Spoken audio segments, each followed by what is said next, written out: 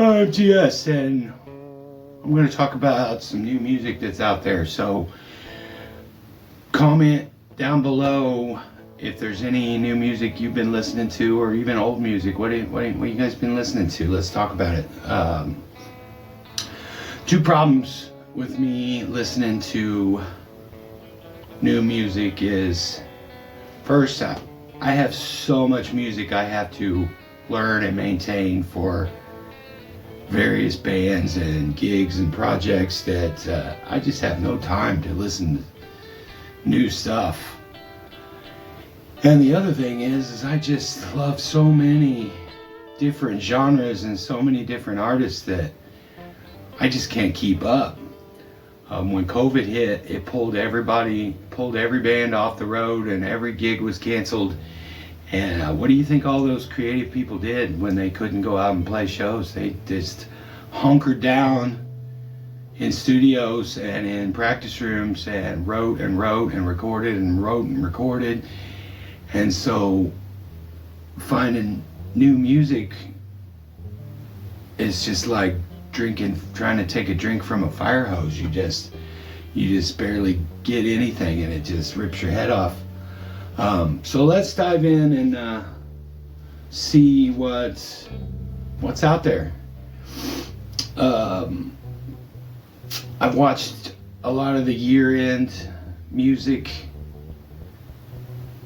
things videos that people make, and there's just hundreds of new songs and artists that I've just never heard of. In the last 18 to 24 months, we've got new music from Mastodon, Ghost, Jack White, King Gizzard and the Lizard Wizard. Halsey's last album was amazing.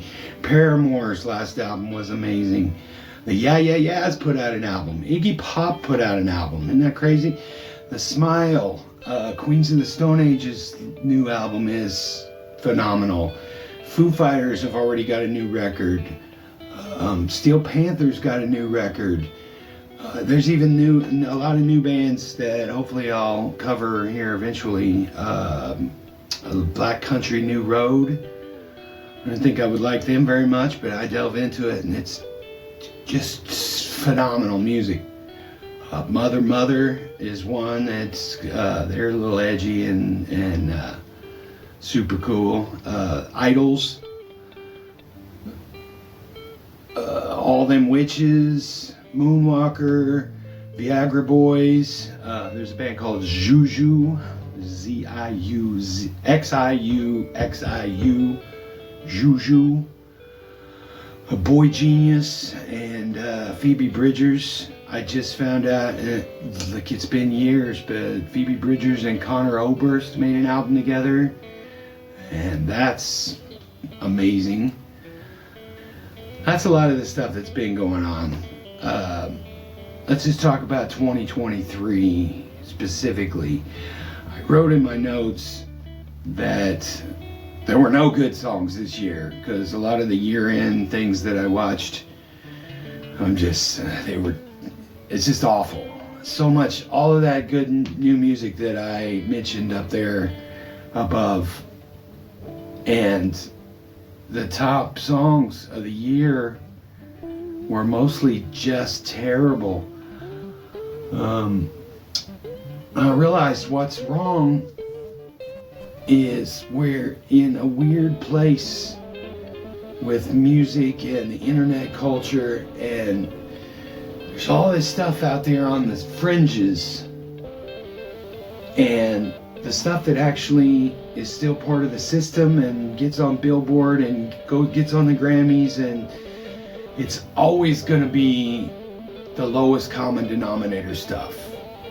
And that's just the nature of the way humans are. It's just nothing we can do about that. So if you like a certain thing, don't ever say that there's not good music out there now, because whether you're into 80s hair band stuff, or thrash, or singer-songwriter, or hip-hop, or whatever, there's so much new stuff out there that you can find. I can't believe all these bands that I've seen that are basically 80s hair bands, and I look at their picture or watch their video, and I'm like, that kid couldn't even be old enough to have been born when the last of the hair bands were out.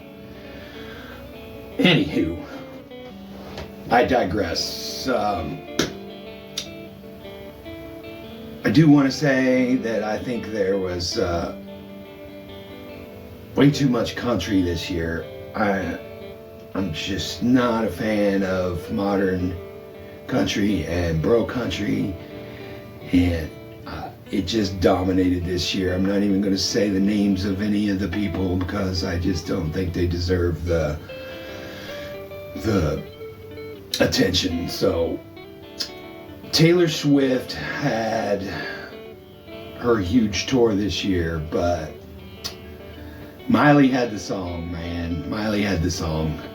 Flowers, by far the best top song that was out this year, and it's so awesome that she finally has won a Grammy for that song, and it's her first Grammy. I cannot believe that. That's so crazy. But we had new music from my girl Kylie Minogue. I've always loved her. She's phenomenal, and she's better looking and in better shape than most of these kids that are half her age.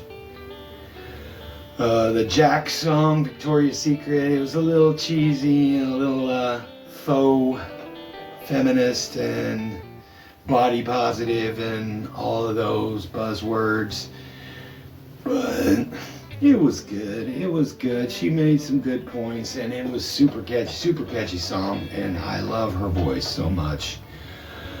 Doja Cat was huge this year. She had several songs. Olivia Rodrigo came back with her second album and basically rewrote her first song into her new song, Vampire, and it's just as good of a song. The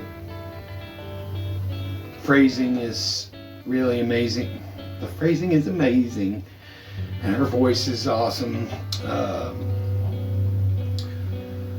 Other people that had hit songs this year that I never even heard were people like Ed Sheeran.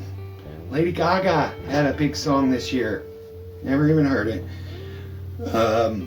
Post Malone had a few songs this year, and he's awesome, but his songs were kind of middle of the road. They didn't really do much. The Jonas Brothers had a couple of songs this year, and were pretty mid. One thing I want to talk about is the David Guetta rehashing the old 80s songs, man. Come on. I mean, doing pretty decent, but I'm not even against the concept of it, but just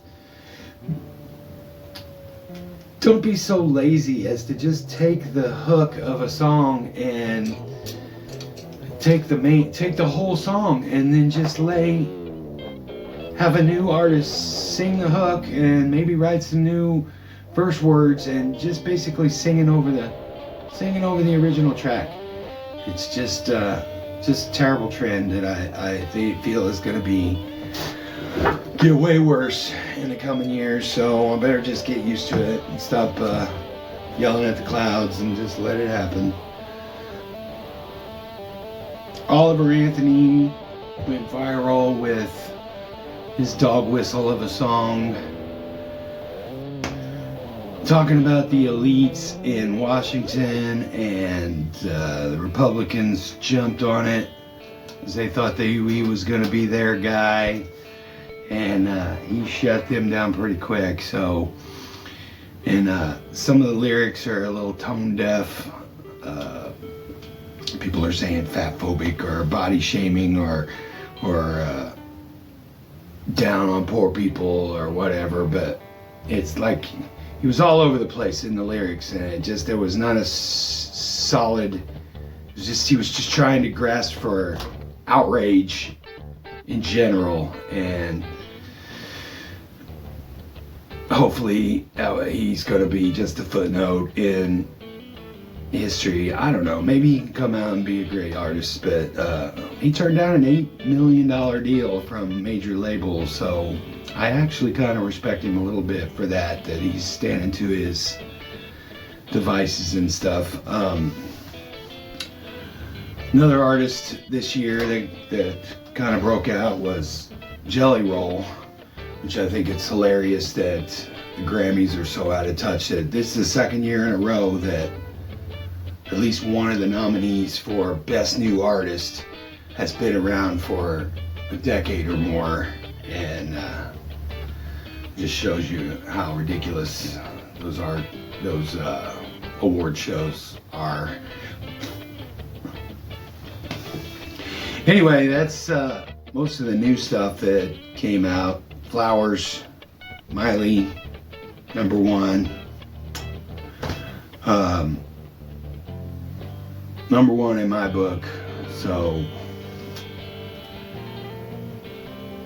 that should get us caught up with the new music from this year. Oh yeah, I also wanted to remind you, if you listen to music on YouTube, on my channel, down below, playlist section, I've got 1 million playlists of everything that I've been watching and listening to. I've got various playlists for different genres of music. I got a butt rock playlist and a yacht rock playlist and a hard rock playlist and a progressive rock playlist and lots of other categories and playlists that I'll be making videos describing and trying to push you towards watching so that we can talk about things together. I can't keep up on making videos as fast as I need to, so a lot of times things that I'm interested in that I would want to make a video about, I'll just direct you to the video that I learned about it from. But the one relevant to this video is a playlist called New Releases, usually whatever year it is. So it's just right now it says New Releases 2023 because it's all the songs that I found that had come out last year or from now until like a year ago. If it gets to be a year old, I take it off that list, either put it in my regular music folder or just erase it off my playlist. But hopefully I'll be covering a lot of that stuff recently, so go and check out some of my playlists and then come back to some of my videos and comment below what you want to talk about, and I'll make videos about whatever you want to discuss. So that being said, see you on the next one.